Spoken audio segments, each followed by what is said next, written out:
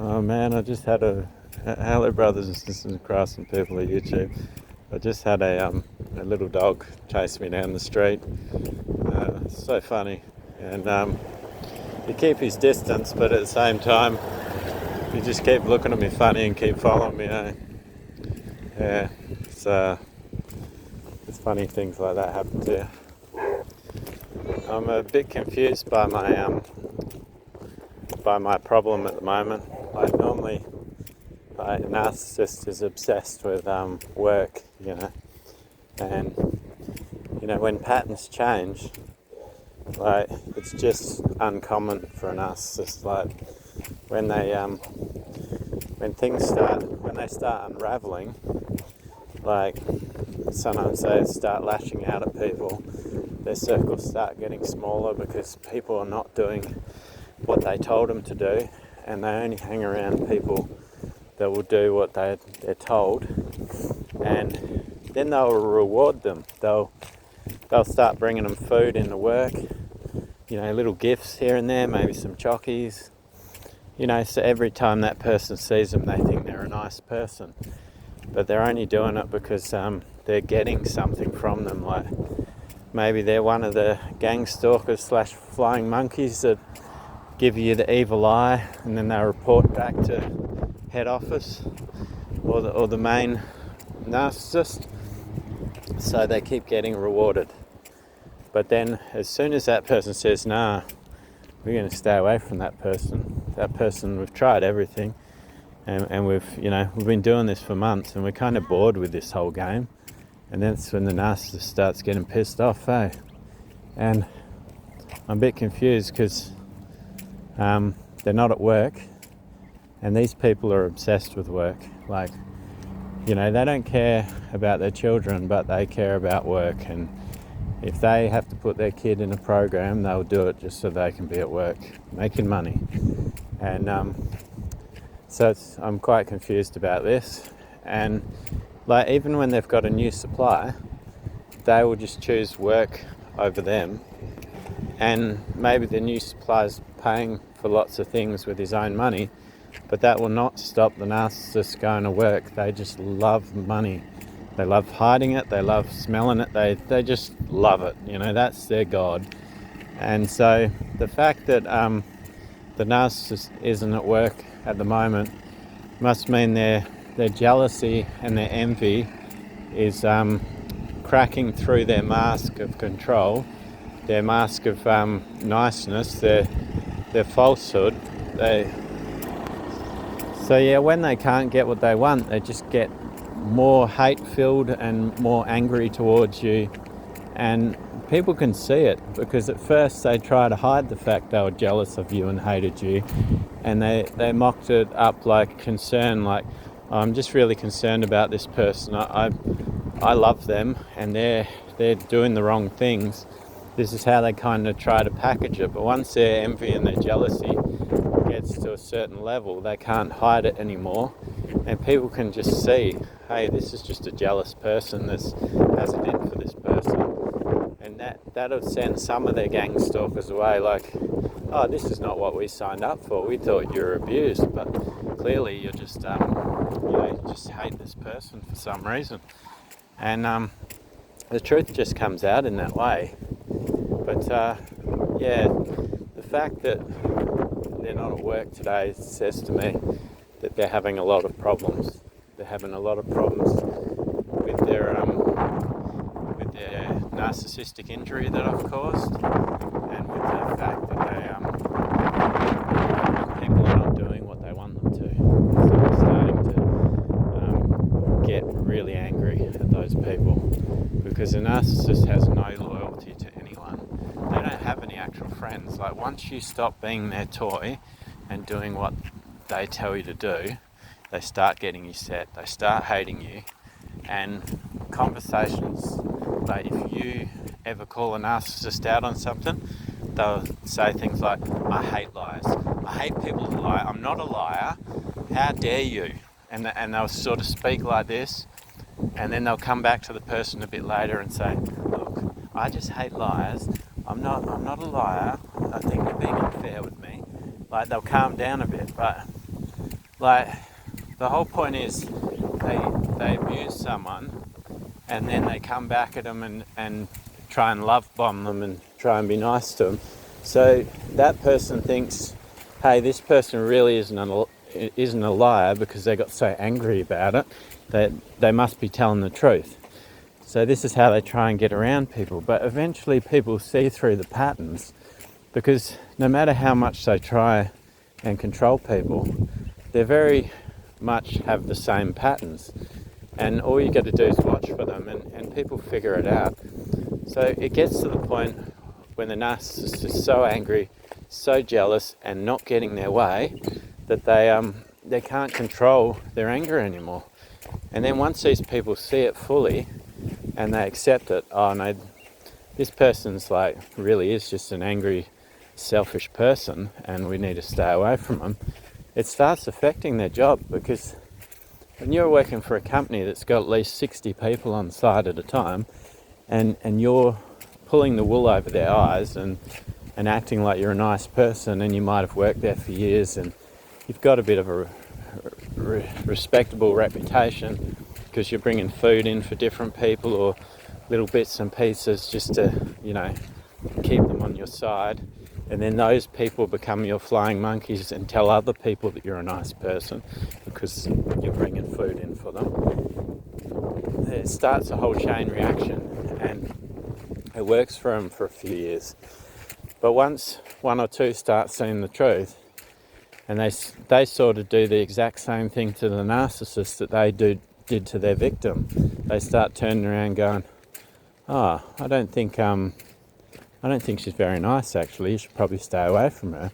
And putting, bits of doubt into people's heads, and then they start seeing it. And that's like the divine karma for them. The truth starts coming out. And just the fact a narcissist just does not take time off work. And they might take a few days holiday, but they'll never take more than a few days at a time, especially when they're low on supply. If someone's going to pay for them to go away, they'll happily take 4 weeks off and drain them dry. And then they'll tell people, oh, no, they were really abusive while I was away, and make up some story. And, people are very surface level. Like, most people don't question what someone tells them. They just say, oh, that's not very nice. And then they'll see you and they'll just assume it's true. So the narcissists get away with these things for years.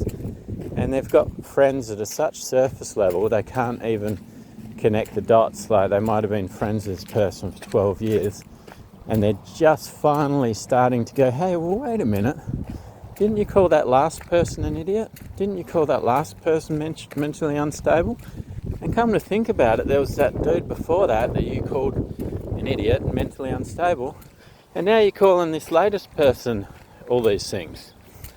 Eventually they figure it out, but the narcissist is very selective on who they use for their little games. They pick people that they believe aren't very good at figuring things out, aren't very perceptive.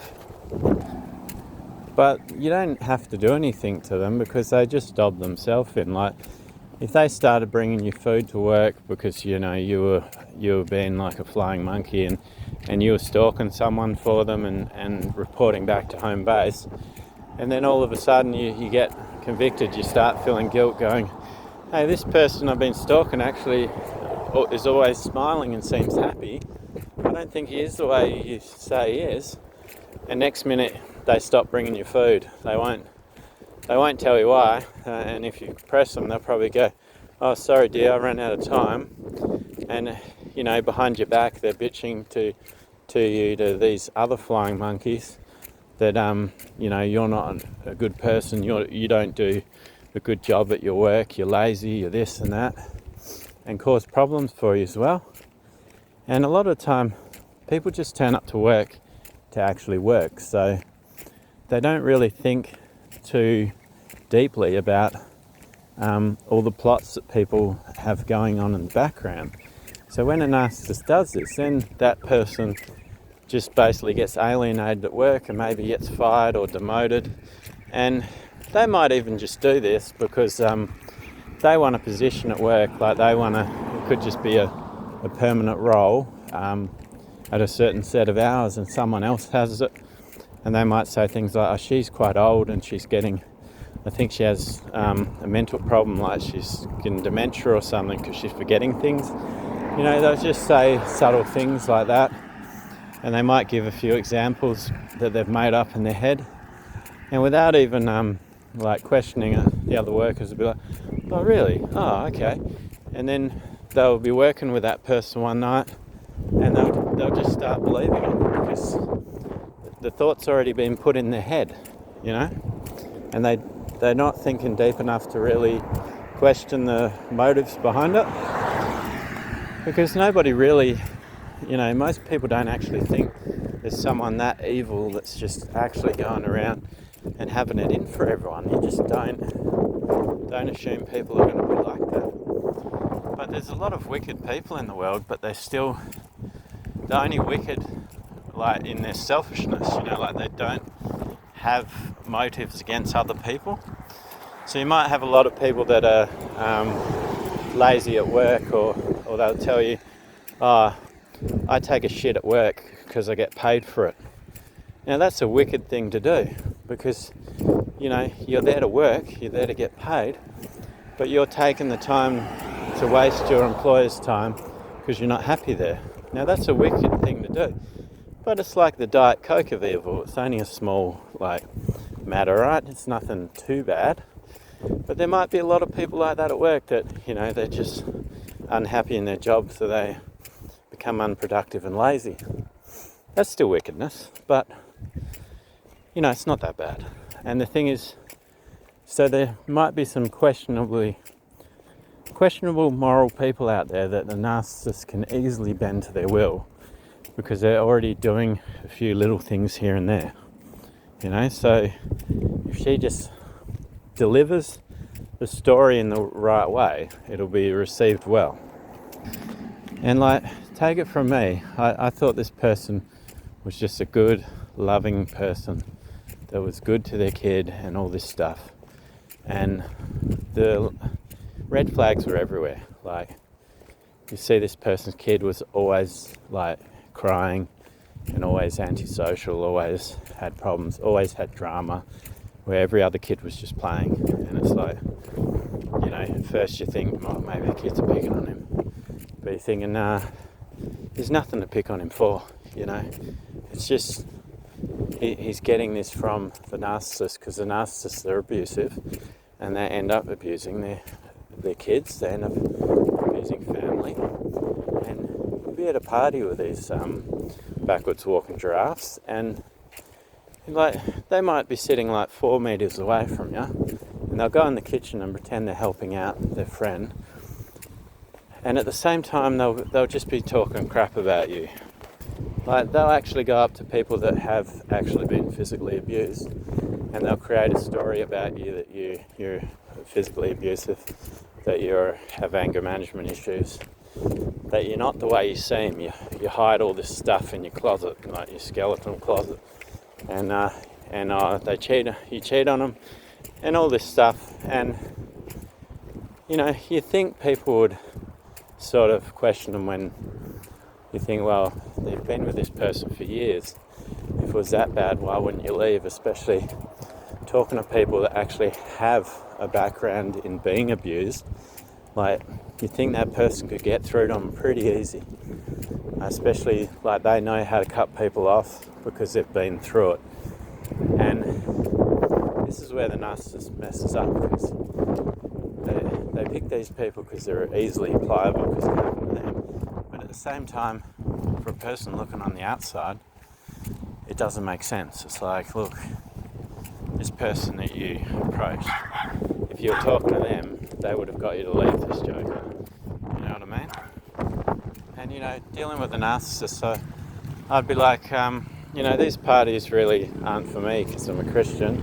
I'm just gonna go. So they'd say, oh, why don't you drop me off and then pick me up later? So you drop them off and you pick them up, and somehow they swung the story that you're like controlling and abusive because you're dropping them off and picking them up.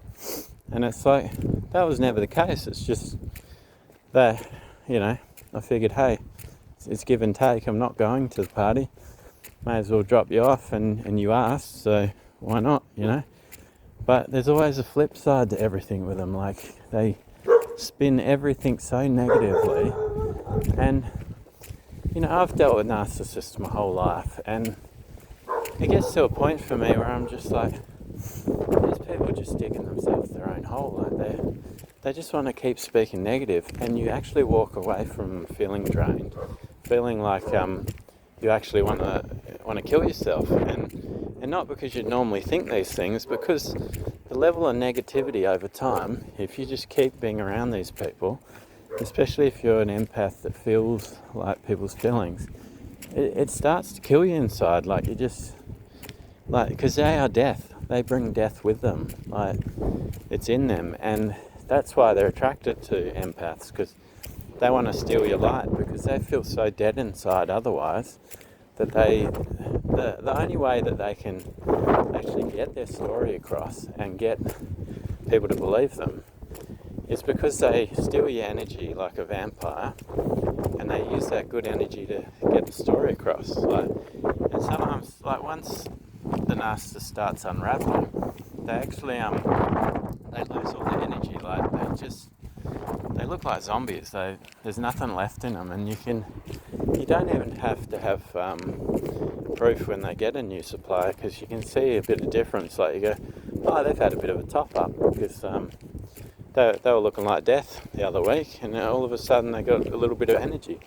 But it'll never replace premium supply. Like, if you're a premium A-grade supplier, they'll never have that again. So they're forever chasing these low-hanging fruit, because they run out of energy. They get desperate because they need that energy to tell their lies. So they just start hanging out with these real bottom-of-the-barrel people, and they're disgusted in themselves, but they still keep doing it because they need to steal some energy from somewhere.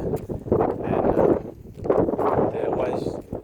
they're always making people angry and aggressive against them, because that's how they steal it. They need negative energy, So if you're a good person that's dealt with your anger management problems years ago, you've got peace in your heart from God, and you don't have any real negative feelings, what they'll do then is they'll make you feel ashamed of yourself. They'll try and make you put away, and then they'll accuse you of being fat and that you overeat, and yet they would tell you that you're not allowed to waste food, and they'll overcook every night until you're that fat person. And it doesn't matter if you're going to the gym or not, they'll cook the most fatty, oily, crappy bits of food, and you'll just put on weight, and then they'll accuse you of it, and then they'll let you down for training successfully. And they find other ways too. Before that, it's like breadcrumbing you with sex, just never giving you sex, telling you, oh, I just don't enjoy sex, I'm just not a sexual person. And yet they're watching porn every night. They've got other suppliers they're having sex with. But just that pain you feel thinking, I'm in a relationship with someone and they don't want to physically touch me. It's it really starts to affect you, and it makes you negative. And then they're like, oh, I've got him again. I can drain his energy again. And they start glowing when it's happening. Like they start feeling like, oh wow, I'm the most peaceful, nice person, because they've taken that goodness from you, And it's really sad the way they behave, because when you're around someone that has a good heart, that is patient, and has all these good things, they can teach you these things if you're willing, and you can actually get the same things they gave you from God, and it only requires a little bit of work. Like, you could start receiving like God's Holy Spirit and His divine energy within a couple of weeks of work. For a narcissist, they just have to be honest with themselves. They'd have to deal with the pain of not being good enough for whoever abused them when they were a kid. There'd be a lot of crying, there'd be a lot of journaling, just going, well, how am I going to make this right to the people that I've hurt, because I had a choice to either, deal with my pain or go around recycling my pain onto other people and destroying people's lives. So unless they're willing to be honest with themselves, that won't happen. But that's all they needed to do, and it would literally just take them a couple of weeks and they would be a different person. They would be an authentic person. And instead of having to look over their shoulder and go, hey, I'm scared of all the people that I've wronged coming back and maybe just murdering me, because at some point they're going to meet some low-hanging fruit that they think they'll just have a quick dip and stick and then get out of there, and that person's going to be like, what the hell do you think you're doing? They'll just cross the wrong person. And that's the sad thing, because the whole time they're demonically oppressed, and the devil has a lot of wisdom, because he got it from God. He has wisdom, divine wisdom, and he gets to speaking to them and making them think that they're bad things they're doing are good. They justify it. But at the same time, the devil's like, this person's getting old. I want a younger vessel to corrupt. So how do we get out of this vessel? Well, we get it killed, obviously. So the devil will form a plan to take down the person the narcissist is after, but how to take down the narcissist as well. And it's just something really sad about seeing a woman that's in their 40s walking around in tight leggings that a 20-year-old should wear because they've got the body to justify it. But when you've broken, busted and disgusted, you're wearing those sorts of things, it's just really sad to see. Especially all the makeup they put on. And instead of getting real with themselves, the narcissist, and going, I'm actually getting old now, beauty is my God. All my gifts come from my beauty. I can't do anything without, a wall of face paint on. They'll just go to their hometown. They'll get a boob job, because eventually that boob tape's going to get expensive, putting that on all the time. And then guys are going to mention how your boobs are saggy, so they're going to go and get breast implants, obviously. And then they're going to get a facelift, and then they're not going to learn from it.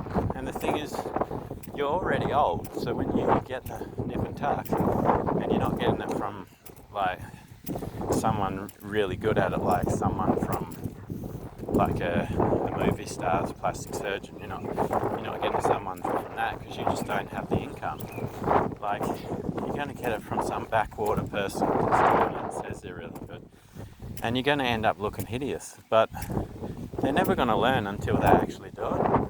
And they really do think they're beautiful, and they're just broken, busted, and disgusted. And if you're a single mum, shame on you for putting your kid through this, going out dressed like that around your kid. It's like, ugh, yeah, it's shameful. God bless all of you. Just remember, Jesus loves you, I love you, and have a blessed day.